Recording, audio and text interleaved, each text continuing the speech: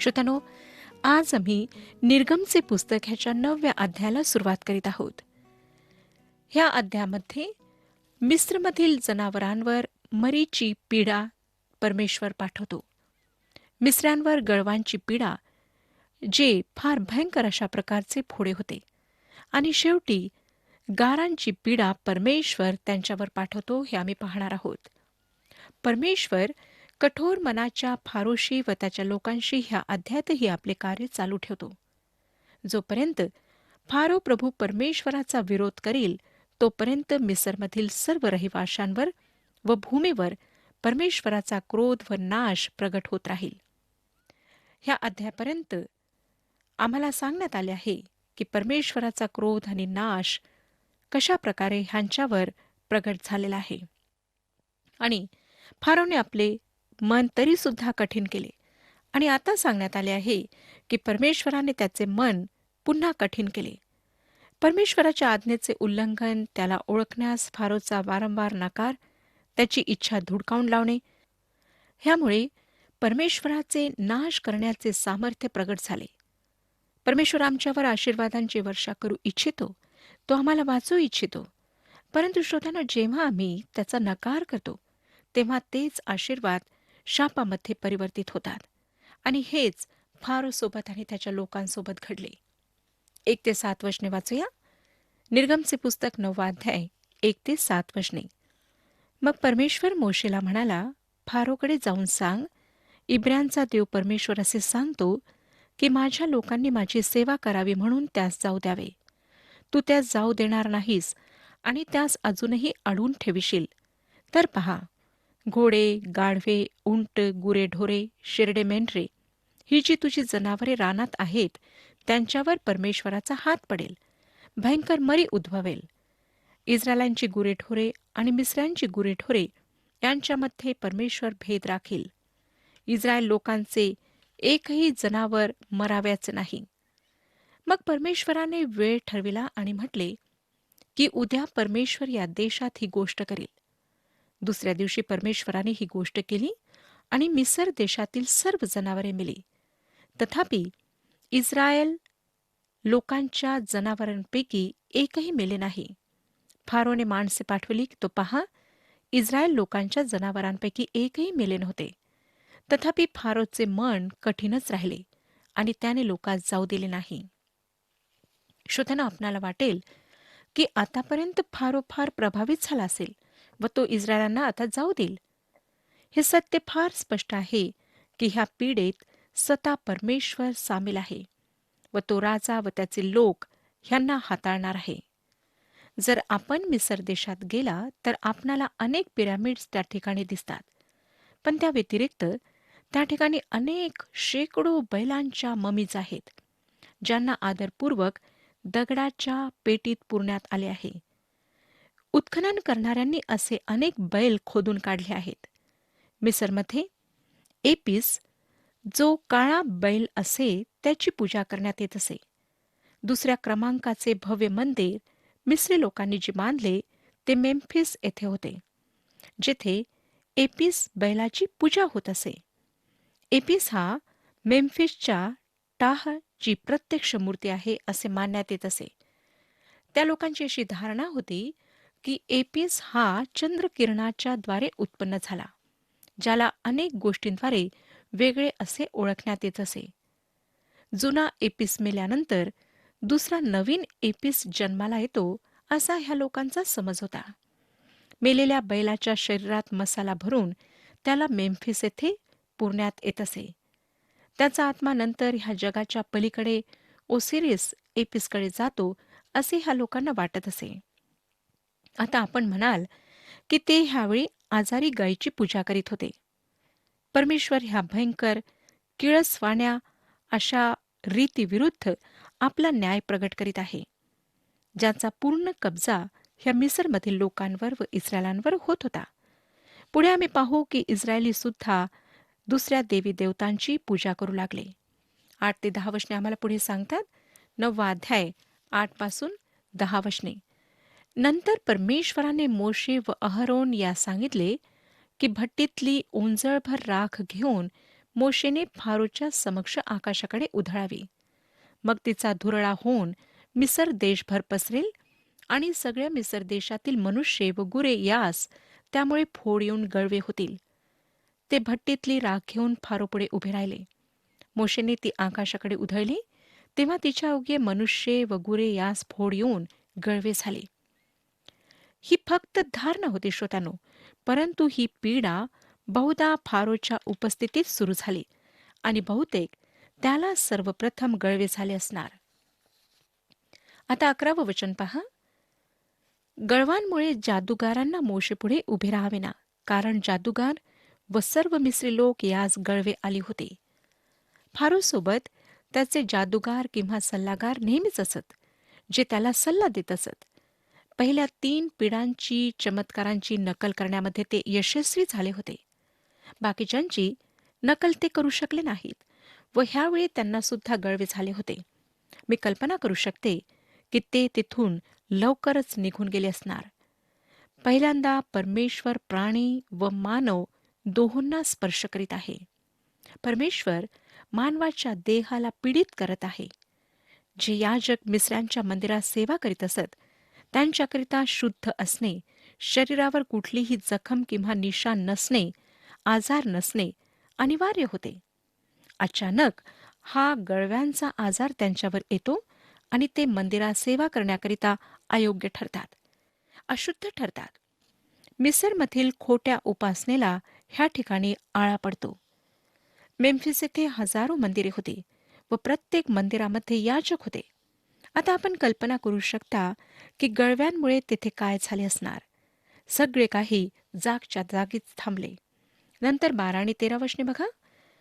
तथापि परमेश्वराने फारोचे मन कठीण केले आणि परमेश्वराने मोशेला म्हटले होते त्याप्रमाणे तो त्यांचे म्हणणे ऐकेना. परमेश्वर मोशेला म्हणाला, पहाटेस उठून फारोपुढे उभा राहा आणि त्याला सांग, इब्रायांचा देव परमेश्वर असे म्हणतो की माझ्या लोकांनी माझी सेवा करावी म्हणून त्यास जाऊ द्यावे. जरी फारो स्वतः गळव्यांनी पिडलेला होता तरी परमेश्वर त्याला वारंवार मोशेद्वारे म्हणत आहे, माझ्या लोकांना जाऊ दे. कितीदा आम्ही वाचले श्रोत्यानो की माझ्या लोकांना जाऊ दे.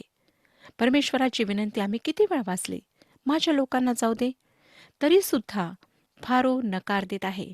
त्याचे हृदय अद्यापही कठीण होते.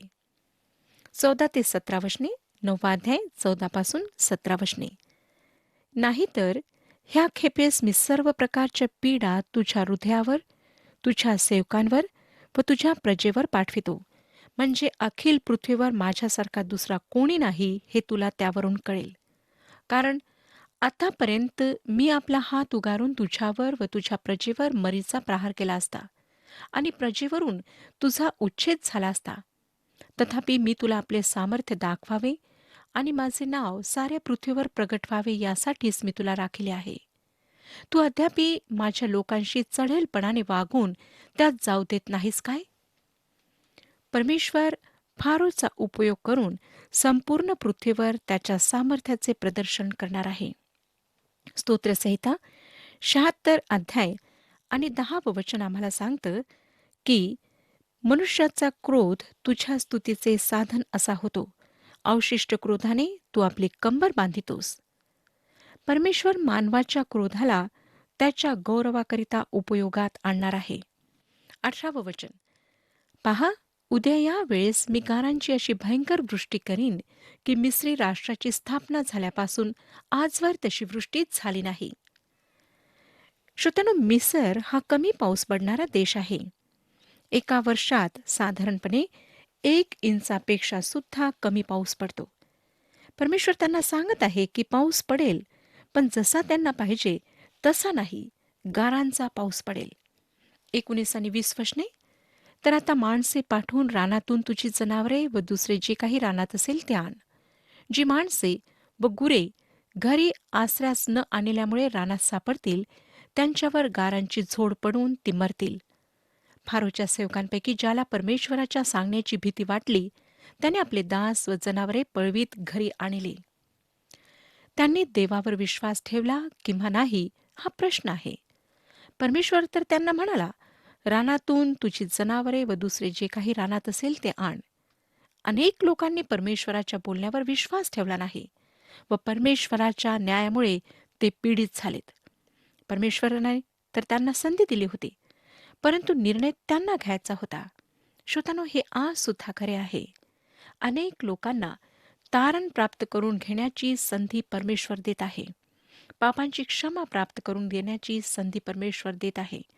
परंतु अनेक लोक परमेश्वराच्या ह्या वाणीकडे, त्याने जी संधी दिली आहे त्याकडे दुर्लक्ष करतात आणि परमेश्वराचा न्याय अशा लोकांवर प्रगट होणार आहे. अनेकांवर तो प्रगट झालेला आहे. 21 वचन बघा, 9 अध्याय 21 वचन. आणि ज्याने परमेश्वराच्या सांगण्याची पर्वा केली नाही, त्याने आपले दास व जनावरे रानात राहू दिली. ही पीडा इसिस ह्या गायीचे डोके असलेल्या देवीविरुद्ध होती, जिला सुपीकपणाची देवी मानण्यात येत असे. तसेच तिला हवेची देवी सुद्धा मानत असत. तिला सेत व नत ह्यांची कन्या, ओसिसची बहीण व पत्नी व होरसची माता समजत असत.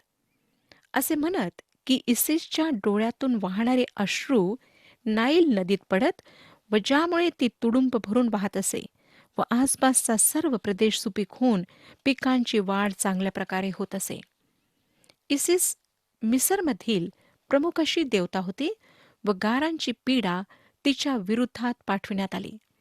आता हे लक्षात घेणे महत्वाचे आहे श्रोत्यांनो, की ह्या पीडेमुळे मानव व प्राणी हे दोघेही पीडित झालेत. 22 ते 25 वचने पुढे आम्हाला सांगतात. 9 अध्याय 22 ते 25 वचने. मग परमेश्वर मोशेस म्हणाला, तू आपला हात आकाशाकडे उगार, म्हणजे सर्व मिसर देशावर गारांची वृष्टी होईल. मिसर देशातील मनुष्यांवर, गुरांवर व शेतातील प्रत्येक वनस्पतीवर ती होईल. मोशेने आपली काठी आकाशाकडे उगारली, तेव्हा परमेश्वराने मेघगर्जना व गारांची वृष्टी केली आणि अग्नीचा लोळ जमिनीकडे येऊ लागला. या प्रकारे परमेश्वराने मिसर देशावर गारांचा वर्षाव केला. ह्याप्रमाणे गारा पडत असता मधून मधून अग्नीचा लोळ दिसत होता. ही गारांची वृष्टी एवढी भारी होती की मिस्री राष्ट्राची स्थापना झाल्यापासून त्यात कोठेही तशी कधी झाली नव्हती. सर्व मिसर देशात मनुष्य, गुरेढोरे वगैरे जे काही वनात होते त्या सर्वांवर गारांचा मारा झाला. शेतातील सर्व वनस्पतीवर मारा झाला आणि वनातील सर्व वृक्ष मोडून गेले. श्रोतांनो, ज्यांनी विश्वास ठेवला नाही त्यांच्याकरिता परमेश्वराने सुरक्षेचे उपाय केले नाहीत. जो संदेश देवाने मिस्री लोकांना दिला, तो संदेश आज तो ह्या जगाला देत आहे. न्याय येत आहे. काहीच घडणार नाही असे म्हणून आपण ह्या न्यायाला टाळू शकत नाही.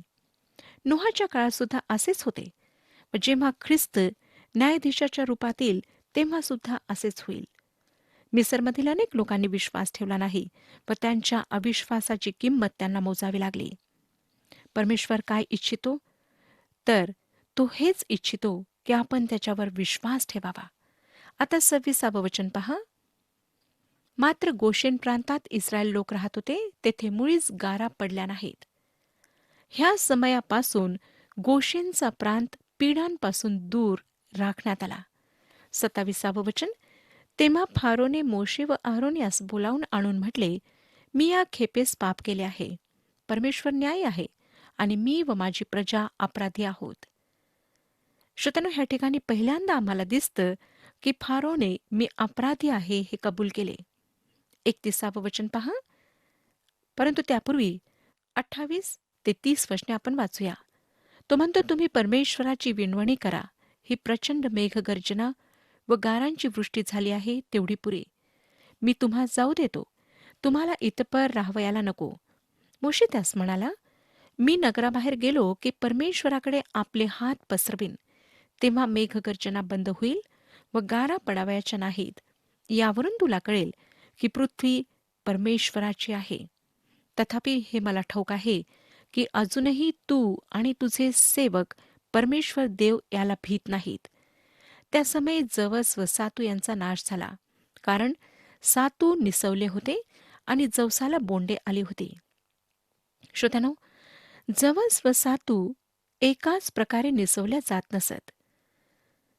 32 वचन आम्हाला सांगते, पण गहू व काठ्या गहू यांचा नाश झाला नाही, कारण ते अद्याप फारसे वाढले नव्हते. हा न्याय मिसरमधील अन्नधान्य व कपडा ह्यांच्या विरोधात होता. 35 वचन, फारोचे मन कठीण झाले व त्याने इस्रायल लोकात जाऊ दिले नाही. परमेश्वराने मोशेच्या द्वारे असे सांगितलेच होते. परमेश्वर मिस्र्यांना जागृत करण्यास, त्यांच्या खोट्या उपासनेपासून त्यांना दूर करण्याकरिता हा प्रयत्न करीत आहे. फारो, जो ह्या लोकांचा नायक होता, तो अद्यापही आपले हृदय कठोर करून आहे. आता श्रोत्यानो, आपण 10व्या अध्यायाकडे वळत आहोत. ह्या अध्यायामध्ये जर फारो इस्रायलांना जाण्यास नकार देईल, तर त्याला दुसऱ्या पिढांची भीती देण्यात येत आहे. फारोने प्रथम त्यांना जाऊ देण्याची तयारी दाखविली, परंतु त्वरित त्याचे मन पुन्हा बदलले आणि त्याने त्यांना जाऊ दिले नाही. मिस्र देशावर टोळांची पीडा येते आणि पुन्हा तो म्हणतो की ठीक आहे, मी तुम्हाला जाऊ देईन. परंतु पुन्हा त्याचे मन कठीण होते, बदलून जाते आणि त्याच्यानंतर निबिड अंधकाराची पीडा परमेश्वर त्यांच्यावर पाठवतो. फारो मोशेला विनंती करतो, परंतु त्याचे हृदय कठोरच राहते. हे सर्व आम्ही पाहणार आहोत. आता आम्हाला असं वाटतं की फारो ह्या लोकांना जाऊ देईल, परंतु नाही श्रोत्यानो. 10वा अध्याय पहिली 2 वचने पहा काय सांगतात. मग परमेश्वर मोशेला म्हणाला, फारोकडे जा, कारण मी त्याचे व त्याच्या सेवकांचे मन कठीण केले आहे. ते ह्यासाठी की त्यांच्यामध्ये मी ही आपली चिन्हे प्रकट करावी. मी परमेश्वर आहे हे तुम्हाला कळावे म्हणून मी मिस्रांची कशी फजिती केली आणि त्यांच्यामध्ये काय काय चिन्हे प्रगट केली ते तुझ्या पुत्रपौत्रांच्या कानी जाऊ दे. जे काही परमेश्वर करतो ते करण्यास त्याच्याजवळ अनेक कारणे असतात. एक कारण म्हणजे परमेश्वर फारोला हे दाखवू इच्छितो की फारो ईश्वररहित आहे. तो परमेश्वरावर विश्वास न ठेवणार आहे. फारोशी कुठल्याही प्रकारे बोलणी न करता तो त्याच्या लोकांना मिसरमधून त्वरित बाहेर काढू शकला असता. जर श्रोत्यानो, परमेश्वराने तसे केले असते तर टीकाकारांनी म्हटले असते की परमेश्वराने फारोशी योग्य प्रकारे व्यवहार केला नाही. त्याने त्याच्याशी पक्षपात केला. त्याने फारोला इस्रायलांना जाऊ देण्याची संधी द्यायला हवी होती व त्याला उद्धार प्राप्त करण्याचा प्रसंग सुद्धा द्यायला हवा होता. श्रोत्यानो, अगदी हेच परमेश्वराने केले. परमेश्वर त्याच्या लोकांना सुद्धा दर्शवू पाहत होता की त्यांना अरण्यात घेऊन जाण्याआधी तो काय करू शकतो हे त्यांनी पाहावे. अब्राम, इजाक व याकोब ह्यांच्या प्रतिज्ञा केलेल्या देशात घेऊन जाण्याकरिता तो समर्थ आहे. ती गोष्ट वल्हांडण सणाला पाळण्याद्वारे 4000 वर्षांपासून त्यांना सांगण्यात येत होती. 3 ते 7 वचने पहा. मग मोशे व अहरोन फारोकडे आज जाऊन त्याला म्हणाले, इब्र्यांचा देव परमेश्वर असे म्हणतो, तू माझ्यासमोर नमायला कोठवर नाकारशील? माझ्या लोकांना माझी सेवा करायला जाऊ दे. तू माझ्या लोकांना जाऊ देण्याचे नाकारशील तर पहा, मी उद्या तुझ्या देशात टोळ आणीन. ते भूतल एवढे झाकून टाकेतील की जमीन दिसेनाशी होईल. गारांच्या वृष्टीपासून निभावून जे काही शेष उरले असेल त्याचा ते फन्ना उडवितील. वनात तुमची जितकी झाडे लागलेली आहेत तीही ते खाऊन टाकेतील. तुझी घरे, तुझ्या सर्व सेवकांची घरे आणि साऱ्या मिस्रांची घरे ते व्यापून टाकेतील. इतके टोळ तुझ्या बापदादांनी किंवा त्यांच्या वाडवडिलांनी त्यांच्या जन्मात आणि आजवर देखील पाहिले नसतील. मग मोशे मागे फिरून फारो पुढून निघून गेला.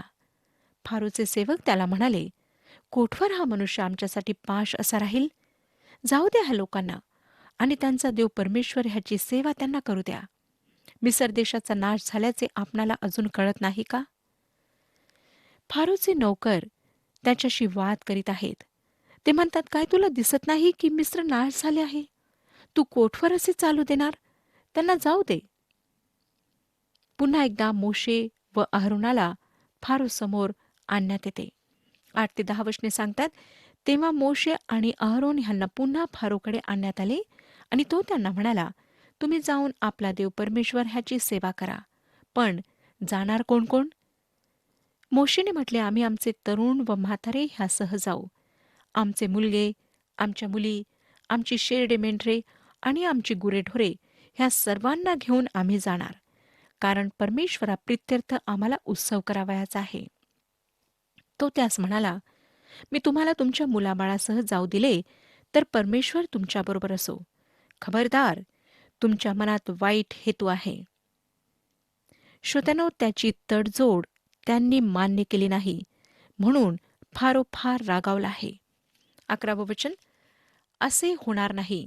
तुम्ही पुरुषच जा आणि परमेश्वराची सेवा करा, कारण तुम्ही तरी हेच मागत आहात. मग त्यास फारो पुढून घालून दिले. फारो मोशेला म्हणाला, तुम्ही पुरुषच जा, परंतु लेकराबाळांना इथेच ठेवा. त्याला असे वाटले की एकदा हे लोक जर जायला निघालेत तर 3 दिवसाची यात्रा पूर्ण करून ते थांबणार नाहीत. ते पुढे चालतच जातील. तो त्यांना थांबवू पाहत होता. त्यासाठी योग्य उपाय म्हणजे त्यांच्या लेकरांना जाऊन न देणे, म्हणजे आपोआपच सर्व पुरुष वर्ग त्या ठिकाणी वापस येतील. ज्या प्रकारे श्रोत्यानो फारोने मोशेला अशा प्रकारे तडजोड करून परीक्षेत पाडण्याचा प्रयत्न केला, तसेच परमेश्वराच्या लेकरांना तडजोडीद्वारे परीक्षेत पाडण्यात येते. आज जगातली शिक्षण पद्धती ख्रिस्ती शिक्षणाच्या अगदी विरुद्ध आहे. देवाच्या लेकरांना शिकवल्या जाते की त्यांनी जगातल्या गोष्टी आत्मसात कराव्यात, खूप पैसा कमवावा.